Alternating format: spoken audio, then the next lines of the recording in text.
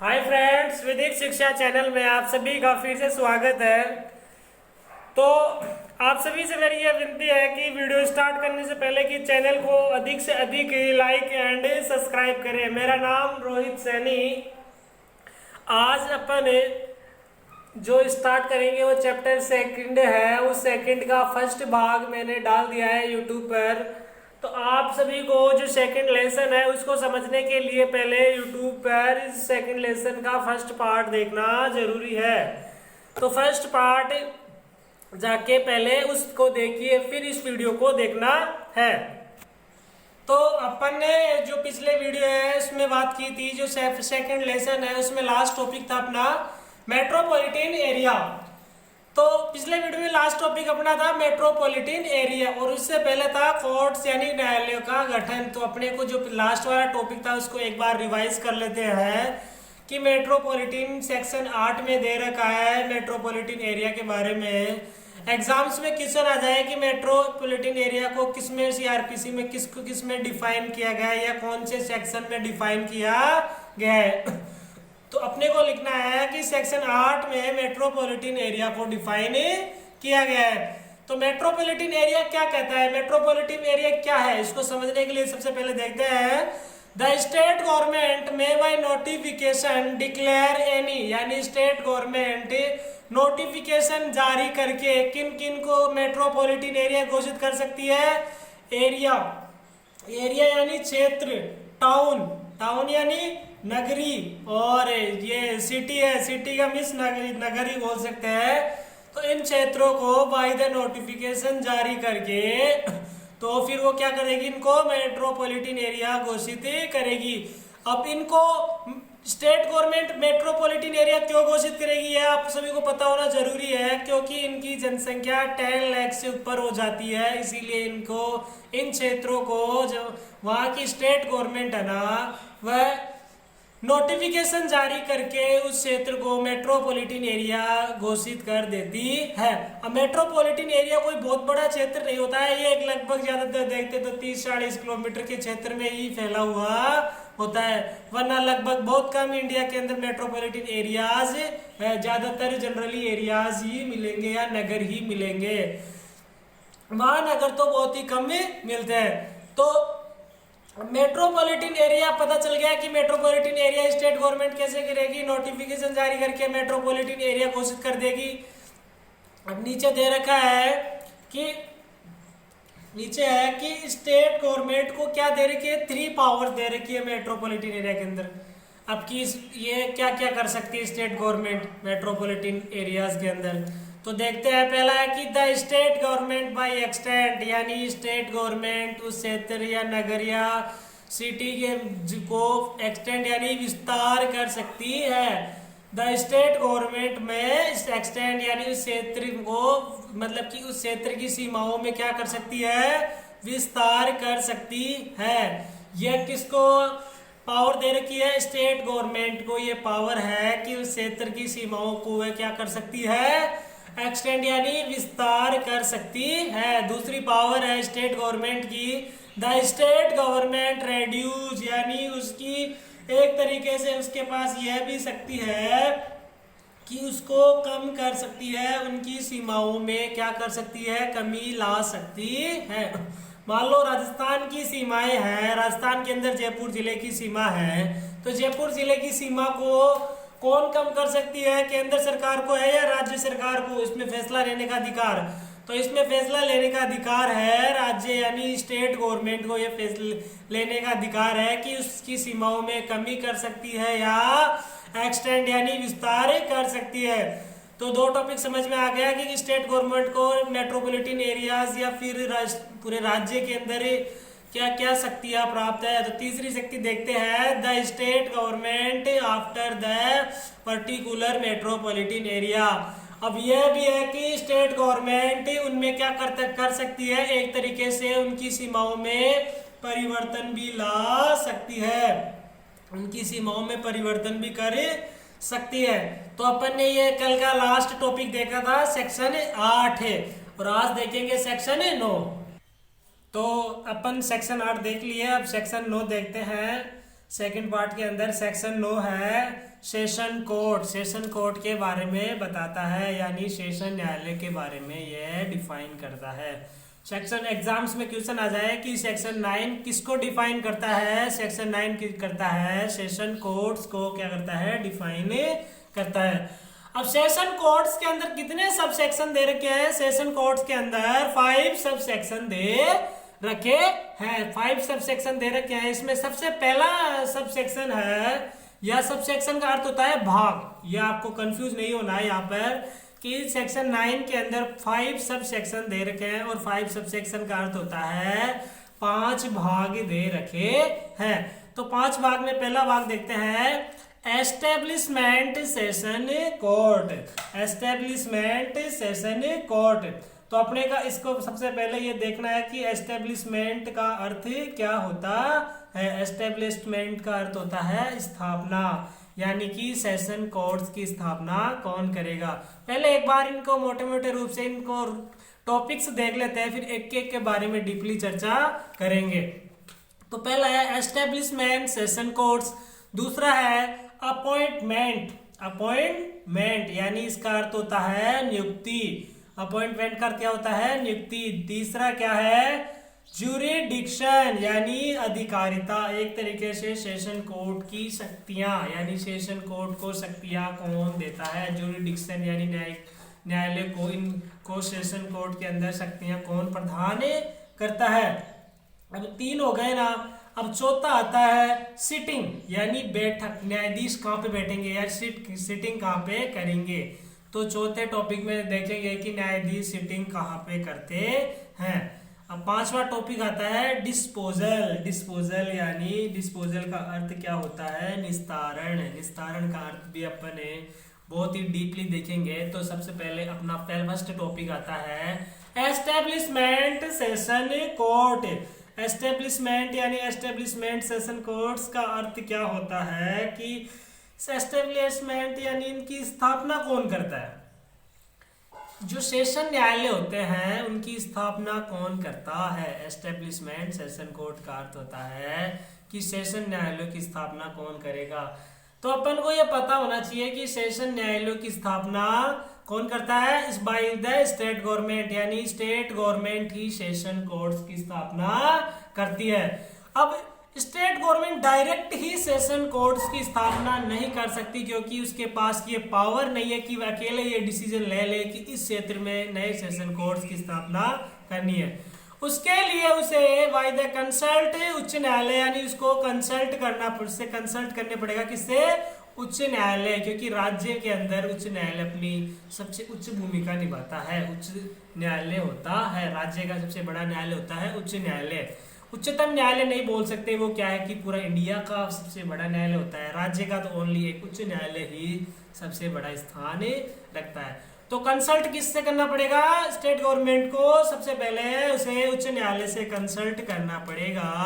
उच्च न्यायालय के परमिशन के बाद ही वहां पे किसी राज्य के अंदर या जिले के अंदर वह क्या कर सकती है, सेशन कोर्ट्स की स्थापना कर सकती है। तो एग्जाम में क्वेश्चन आ जाए कि सेशन कोर्ट्स की स्थापना कौन करता है, तो सबको सबसे पहले पता होना चाहिए कि स्टेट गवर्नमेंट करती है, लेकिन बाय द कंसल्ट उच्च न्यायालय, यानी उच्च न्यायालय से विचार विमर्श के बाद ही वह किसी मतलब कि किसी जिले के या जिले के भाग, मतलब कि जिले या उसके भिन्न भिन्न भागों में सेशन कोर्ट्स की स्थापना कर सकती है। अब दूसरा आता है अपना अपॉइंटमेंट यानी नियुक्ति। अब इनकी नियुक्ति कौन करता है, तो इसमें देखते हैं कि इनकी नियुक्ति कौन करता है। इसमें यह कहा गया है कि कोई भी राज्य सरकार या राज्य में सेशन न्यायालय की स्थापना से पहले उच्च न्यायालय से परामर्श लेती है, और उच्च न्यायालय के परामर्श के बाद ही राज्य सरकार राज्य में सेशन न्यायालय की स्थापना कर सकती है। अब ये बात सही है, तो अपन ये इसमें है, लेकिन इसमें नहीं कर सकते, क्योंकि यहाँ पे अपॉइंटमेंट कौन करेगा, ओनली ऑन उच्च न्यायालय। आपको सबसे पहले ये ध्यान रखना होगा कि एस्टेब्लिशमेंट तो राज्य सरकार कर सकती है, लेकिन अपॉइंटमेंट राज्य सरकार नहीं कर सकती है, क्योंकि अपॉइंटमेंट की शक्ति किसके पास है, उच्च न्यायालय के पास ही है। अपॉइंटमेंट यानी नियुक्ति कौन करेगा राज्य के अंदर? न्यायाधीशों की नियुक्ति ओनली उच्च न्यायालय ही करेगा। अपने को सबसे पहले ये देखना है कि राज्य के अंदर सबसे पहले क्या होता है? स्थापना होती है, एस्टेब्लिशमेंट, तभी तो उनमें नियुक्ति होगी। जब सेशन न्यायालय होगा तभी तो उनमें न्यायाधीश आएंगे। अब न्यायाधीश आएंगे तो तभी तो उनको शक्ति मिलेगी, जुडिडिक्शन यानी शक्ति मिलेगी, और शक्ति मिलेगी तो उनकी बैठने की व्यवस्था होगी। तो न्यायालय के अंदर बैठने की व्यवस्था की जाएगी। बैठने की व्यवस्था के बाद डिस्पोजल केस के उनके पास किस प्रकार के कार्य आएंगे, मतलब कि ये इनको सुनवाई करने का मतलब कि कार्य विधि होगी। तो ये सभी सबसे पहले स्थापना, अपॉइंटमेंट, नियुक्ति, जुडिडिक्शन, सीटिंग, ये सबसे पहले स्थापना के बाद के कार्य है। ये एक नॉर्मल सी चीज है कि किसी व्यक्ति की स्थापना के बाद ही उसके अंदर सभी कार्य क्रिया में लाए जा सकते हैं। अगर स्थापना न्यायालय नहीं होगा तो वह नियुक्ति किस चीज की करेगा? उच्च न्यायालय। अगर मान लो न्यायालय ही नहीं होगा तो उच्च न्यायालय नियुक्ति किस चीज की करेगा? तो अपॉइंटमेंट के अंदर देखिए कि अपॉइंटमेंट के अंदर किसको शक्ति प्राप्त है? ओनली उच्च न्यायालय को ही प्राप्त है। अपॉइंटमेंट कौन देगा? उच्च न्यायालय ही सेशन कोर्ट्स में न्यायाधीशों को अपॉइंटमेंट देता है, न्यायाधीशों की नियुक्ति करता है। अपना तीसरा टॉपिक आता है जुरिडिक्शन। अब इसको अपन देखेंगे विस्तार से।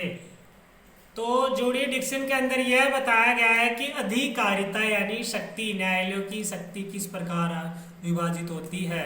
तो जुरिडिक्शन के अंदर सेक्शन का ये है, सेक्शन 9 का सब सेक्शन 3 है। तो 3 में क्या बताया गया है? जुरिडिक्शन। तो जुरिडिक्शन में यह देखते हैं कि इसमें यह है कि कोर्ट अपनी न्यायिक शक्तियों का यूज कर सकता है। एक तरीके से इसके अंदर ये कहा गया है कि कोर्ट अपनी न्यायिक अधिकारिता या शक्तियों का कहाँ यूज कर सकता है। अब इसके अंदर अलग अलग क्षेत्रों में यूज कर सकता है।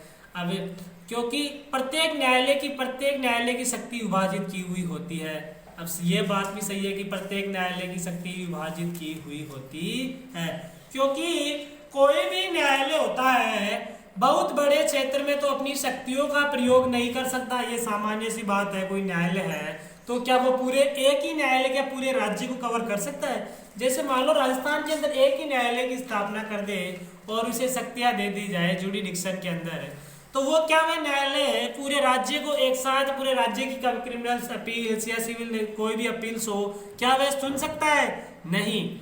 इसीलिए प्रत्येक न्यायालय के अलग अलग भाग आवंटित किए गए हैं। तो बहुत बड़े क्षेत्र अपनी शक्तियों का प्रयोग नहीं कर सकता, तो उसके लिए क्या किया गया है कि उसके लिए उसे एक पर्टिकुलर एरिया दे दिया जाता है। उसे क्या दे दिया जाता है? एक पर्टिकुलर एरिया दे दिया जाता है।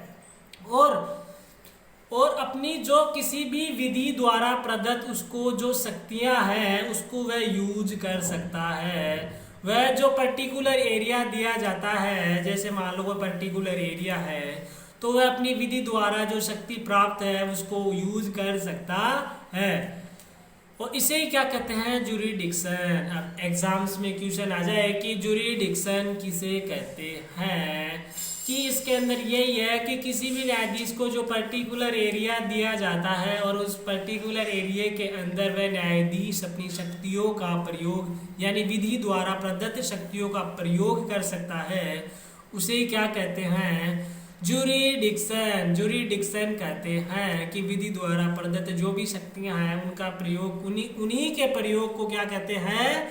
जुरिडिक्शन। अब तो आप सभी को समझ में आ गया हो कि जुरिडिक्शन क्या है। जिसके भीतर आगे देखिए कि जिसके भीतर संहिता के अधीन कोई भी न्यायाधीश या मजिस्ट्रेट अपनी शक्तियों का प्रयोग कर सकता है।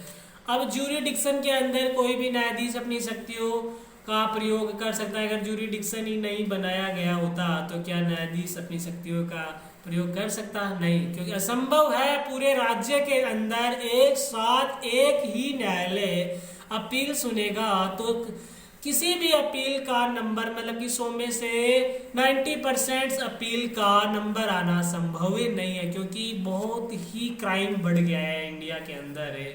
तो इसीलिए डेली बहुत सी शिकायतें आती है। इसीलिए अलग अलग न्यायालय के अलग अलग उपखंड या भाग बनाए गए हैं। तो एक इसके अंदर यह समझना है कि अपने को पूरी ज्यादा थ्योरी रामायण नहीं देखनी है कि ज्यूरिडिक्शन उसे कहते हैं जिसके अंदर न्यायालय अपनी विधि द्वारा प्रदत्त शक्तियों का प्रयोग कर सकता है पर्टिकुलर एरिया के अंदर, उसे ज्यूरिडिक्शन कहते हैं। और यानी कि अधिकारिता जिसके भीतर संहिता के अधीन कोई भी न्यायाधीश या मजिस्ट्रेट अपनी शक्तियों का प्रयोग कर सकता है। The court of magistrate can use it powers. अब यही है कि मजिस्ट्रेट अपनी शक्तियों का प्रयोग कर सकता है इस संहिता के अधीन। इसे क्या कहा जाता है? The court of magistrate can use the power. इस संहिता के अंदर अधीन कोई भी न्यायाधीश या मजिस्ट्रेट अपनी शक्तियों का प्रयोग कर सकता है। इसे क्या कहा गया है? The court of magistrate can use it's power. इसके अंदर संहिता के अंदर वह यूज कर सकता है। और इसमें महत्वपूर्ण बात यह भी है कि अपर और सहायक सेशन न्यायाधीश मुख्य सेशन न्यायाधीश की शक्तियों का प्रयोग कर सकता है। तो अपन जो अगला सब सेक्शन या अगला सेक्शन आएगा उसमें चर्चा करेंगे कि किस प्रकार कर सकता है अपर और सहायक सेशन न्यायाधीश मुख्य सेशन न्यायाधीश है उसकी शक्तियों का प्रयोग कैसे कर सकते हैं अपर और सेशन न्यायाधीश मुख्य सेशन न्यायाधीश की। तो वो अपन आगे चर्चा करेंगे कि कौन सी स्थिति हो जाती है कि जो अपर और सेशन न्यायाधीश उनकी शक्तियों का प्रयोग करते हैं। अब अपना चौथा टॉपिक आता है सिटिंग किसमें दिया गया है? सेक्शन 9 के भाग या सब सेक्शन 4 के अंदर दे रखा है कि सिटिंग, यह इसमें कहा गया है कि यह न्यायाधीश वहां पर बैठेंगे जहां पर सेशन या अपर या सहायक सेशन न्यायालयों की स्थापना की गई है। ये एक नॉर्मल सी बात है कि जहाँ पे न्यायालय की स्थापना होगी वहां तो न्यायाधीश बैठेंगे। कोई ऐसे घर में जाके तो बैठने से रहे या फिर कोई फालतू जगह जहाँ पे न्यायालय की स्थापना होगी वहां पे तो बैठेंगे जाके, कोई चौराहे पे थोड़ी ना बैठेंगे न्यायाधीश।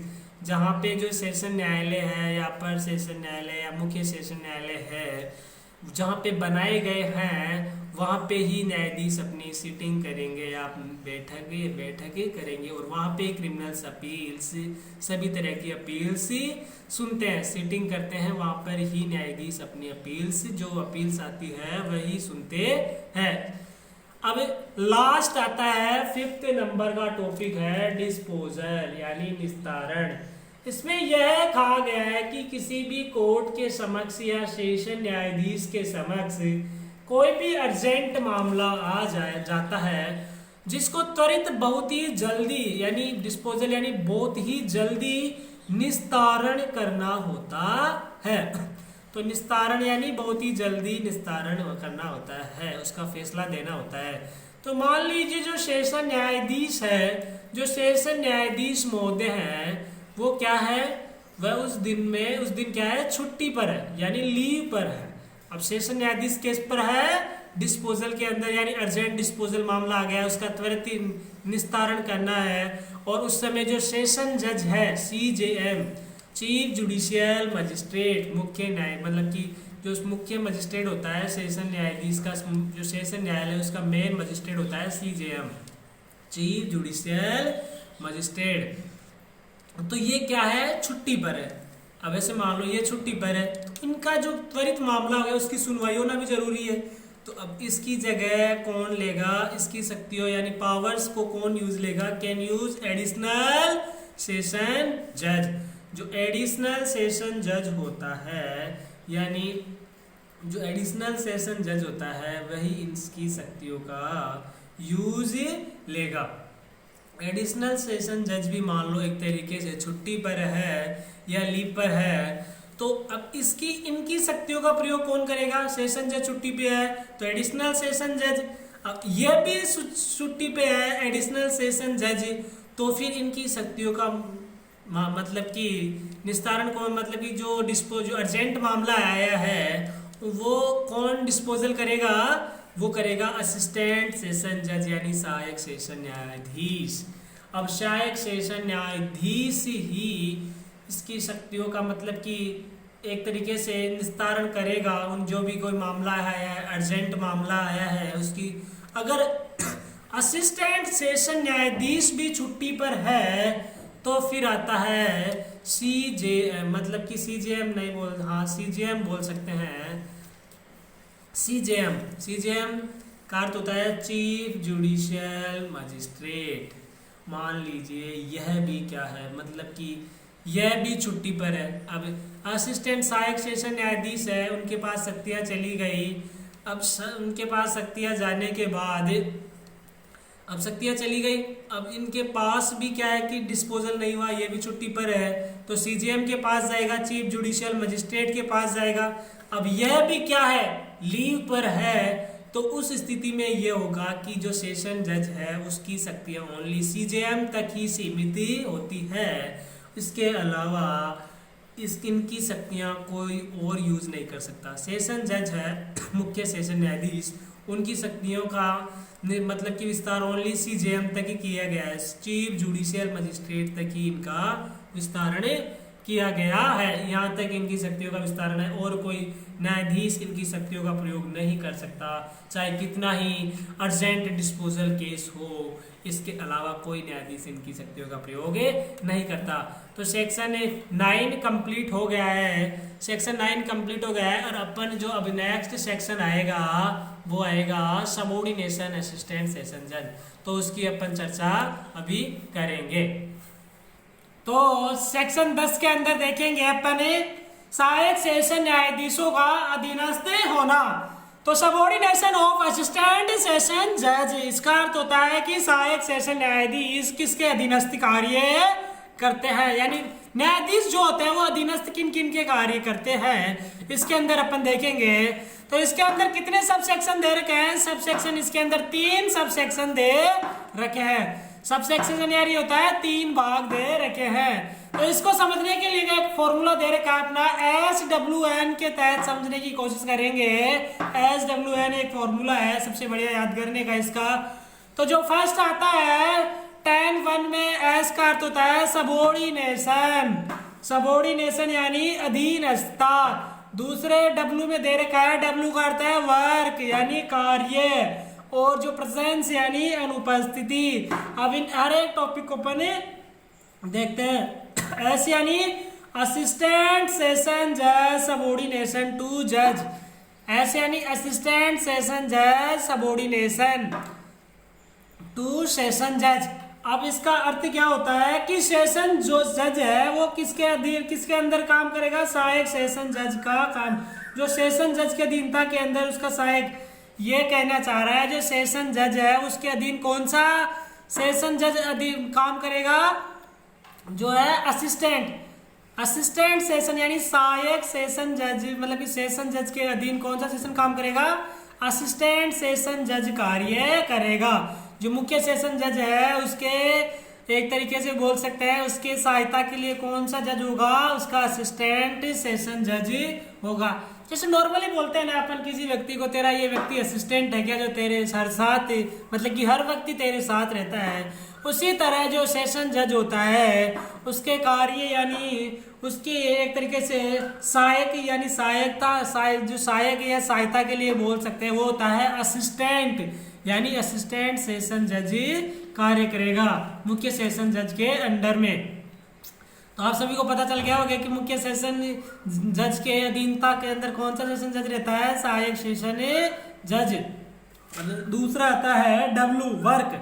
अब ये क्या कहना चाह रहा है कि इसके अंदर यह कहा गया है कि सेशन जज के जो अधीनस्थ कार्य करते हैं उनके बारे में जो भी नियम बनाने की शक्ति है कि वह फी यानी किस प्रकार से कार्य करेगा या किस कार्य का वितरण करेगा, कि उनके पास किस तरह के केस होंगे, किस प्रकार से ट्रांसफर होकर आएंगे उनके पास आएंगे, यह सभी कार्य वितरण के बारे में जो शक्ति दी गई है वह असिस्टेंट न्यायाधीशों के संबंध में सेशन न्यायाधीश को दी गई है। यानी सेशन न्यायाधीश का मुख्य कार्य क्या होता है कि जो असिस्टेंट सेशन न्यायाधीश होते हैं कि उनके पास किस तरह के केस आएंगे, किस तरह के केस ट्रांसफर के आएंगे, किस प्रकार की शक्तियों का वितरण आवंटन किया जाए, ये सभी जो मुख्य सेशन न्यायाधीश है, सेशन जज है, वो किसको देगा, असिस्टेंट सेशन न्यायाधीशों को कार्यों का आवंटन करेगा। तो आप सभी को पता हो गया कि जो नेक्स्ट जो सेशन न्यायाधीश का वो कार्य क्या है कि जो सेशन न्यायाधीश है वह असिस्टेंट सेशन जज के जो किस प्रकार से इन असिस्टेंट सेशन जजों के पास किस प्रकार के मामले आएंगे, कैसे ट्रांसफर होके आएंगे, इत्यादि कार्य है वो किसके द्वारा किया जाता है? सेशन जज के द्वारा, न्यायाधीशों के द्वारा दी गई है। जो इत्यादि कार्य नहीं बोल सकते हैं, जो शक्ति दी हुई है वह किसको दी हुई है? सेशन जज को दी हुई है एक तरीके से शक्ति। ये शक्ति किसको दी हुई है? सेशन जज को दी हुई है। असिस्टेंट सेशन जज के कार्यों के मामले में भाई इनके कार्य क्या क्या होंगे, ये सब शक्तियां सेशन जज देता है। तो अब ये अपने को समझ में आ गया कि वर्ग क्या होता है। असिस्टेंट सेशन जज को जो भी शक्तियां दी जाती है उसे ही सेशन जज का वर्ग बोल सकते हैं। और जो दूसरा आता है नॉन प्रेजेंस, ये अभी अपन ने समझा था थोड़ी देर पहले, जो सेक्शन 5 है, नहीं सॉरी 5 नहीं, सेक्शन 9 में पढ़ा था अपन ने। 9 के 5 सब सेक्शन में पढ़ा था कि डिस्पोजल, केस का निस्तारण कौन करता है। वही बात है, इसको समझने के लिए जो सेक्शन 9 का जो अपन ने पढ़ा था अभी 5 सब सेक्शन पढ़ा था कि डिस्पोजल किसे कहते हैं? अर्जेंट निस्तारण है। तो अर्जेंट निस्तारण वही है कि सेशन जो मुख्य सेशन न्यायाधीश है वो छुट्टी पर होते हैं, तो जो उनकी अनुपस्थिति में जो एडिशनल सेशक न्यायाधीश है, अपर सेशन न्यायाधीश, वो क्या करेंगे? उस केस का निस्तारण करेंगे। अगर एडिशनल सेशन न्यायाधीश भी छुट्टी पर है तो असिस्टेंट सेशन न्यायाधीश उस केस का अर्जेंट डिस्पोजल करेंगे। और असिस्टेंट सेशन न्यायाधीश भी छुट्टी पर है तो सीजेएम जो चीफ जुडिशियल मजिस्ट्रेट होता है वह इनकी शक्तियों यानी पावर्स का यूज करेगा। इन जो सेशन न्यायाधीश है उनकी पावर्स का यूज कर सकता है।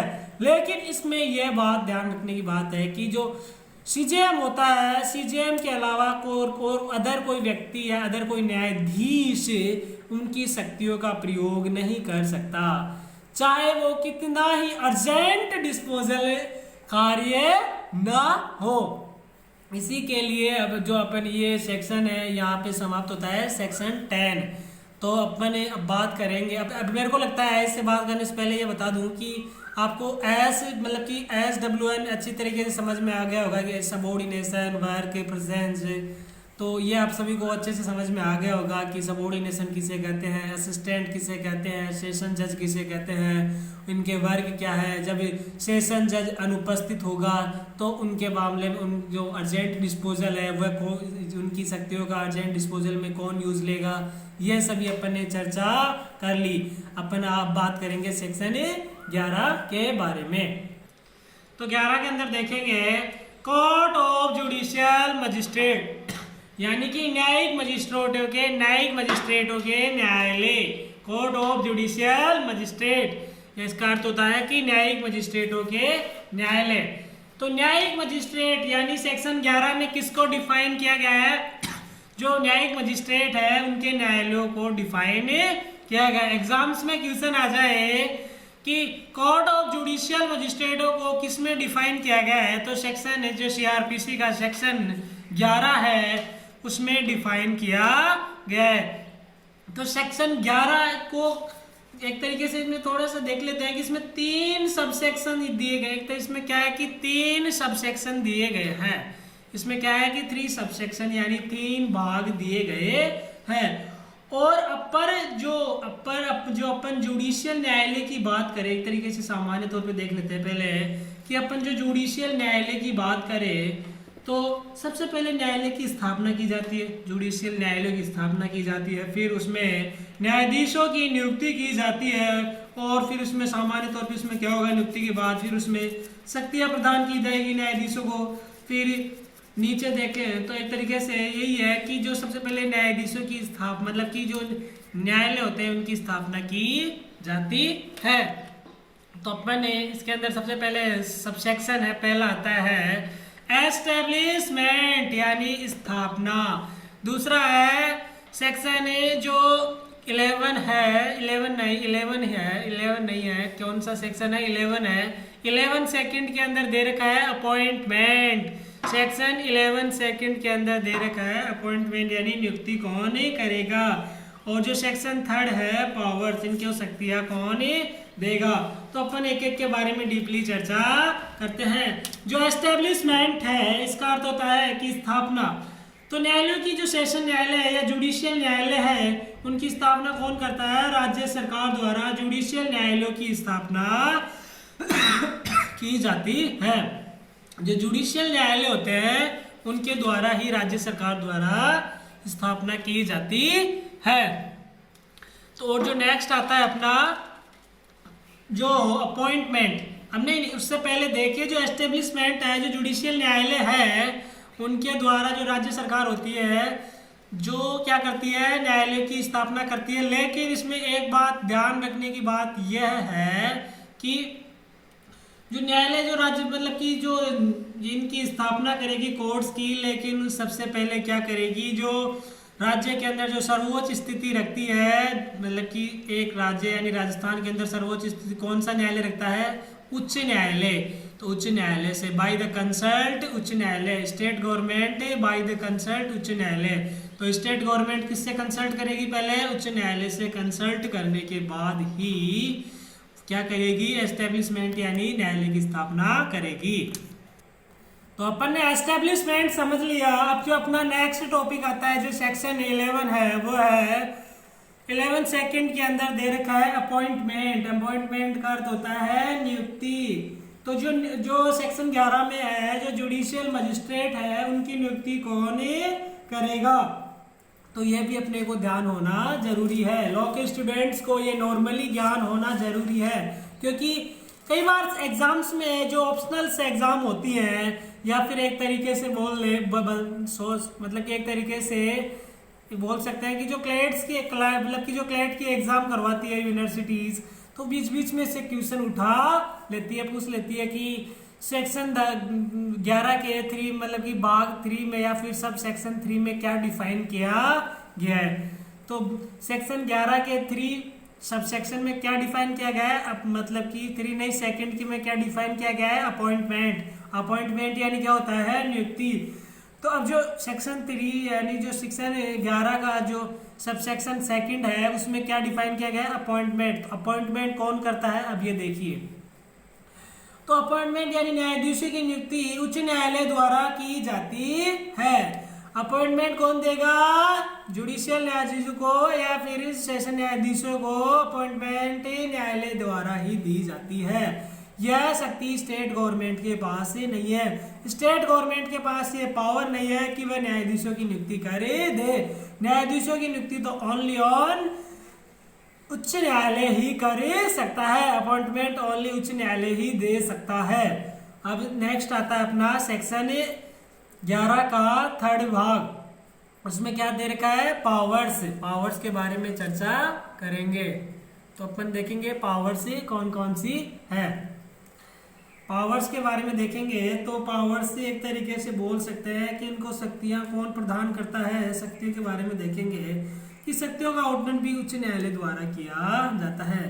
जो सेक्शन जो 11 है उसके थर्ड सब सेक्शन में यह बताया गया है कि इनको शक्तियां किनके द्वारा प्रदत्त होगी। तो शक्तियां इनको किसके द्वारा प्रदत्त होगी? जो उच्च न्यायालय है उनके द्वारा ही ये शक्तियां प्रदत्त की जाएगी। उच्च न्यायालय के द्वारा ही जो जुडिशियल मजिस्ट्रेट है उनको शक्तियां प्रदान की गई है।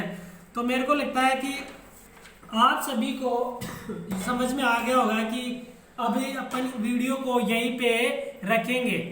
रखने का अर्थ है कि आज अपन इतना ही देखेंगे, क्योंकि जो अपना ये लेसन है ना वो एक वीडियो के अंदर तो कंट्रोल हो नहीं सकता। एक वीडियो के अंदर कंट्रोल भी कर लेते हैं तो उसमें समझ में नहीं आएगा, क्योंकि हर एक टॉपिक को अपन डीपली अध्ययन नहीं कर सकते। इसीलिए अपन एक जो अपना सेकंड लेसन है उसको अपन 3 से 4 भाग के अंदर कंप्लीट कर लेंगे।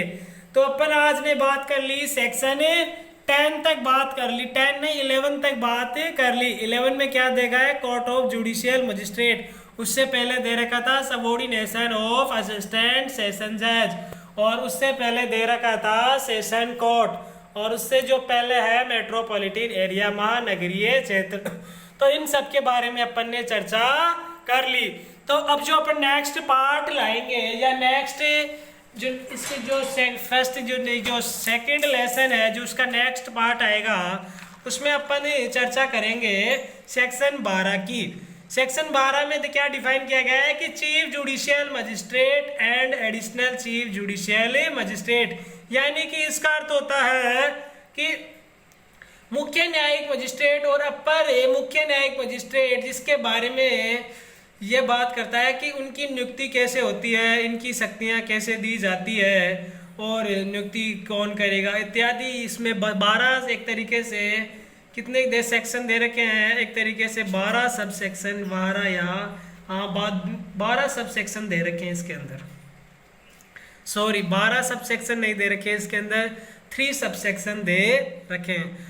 तो कल अपन बात करेंगे चीफ जुडिशियल और जो एडिशनल चीफ जुडिशियल मजिस्ट्रेट होते हैं उनके बारे में चर्चा करेंगे सेक्शन 12 के अंदर। 11 तक तो अपन ने चर्चा कर ही ली है, तो वीडियो को अपन यही एंड कर रहे हैं। इसका सेकंड पार्ट डल चुका है और जो अपना इसका वीडियो का अपना आएगा 3rd पार्ट आएगा। तो चैनल को अधिक से अधिक सब्सक्राइब करें एंड लाइक करें। चैनल को आप जब तक सब्सक्राइब नहीं करेंगे तब तक हम मोटिवेट नहीं होंगे। जब आप सब्सक्राइब करते हैं तो हम भी वीडियो बनाने के लिए एक तरीके से मोटिवेट होते हैं और आपको पढ़ाने के लिए इच्छा जागृत होती है। तो वीडियो को यहीं समाप्त करते हैं। Thank you so much video देखने के लिए। चैनल को लाइक एंड सब्सक्राइब करें।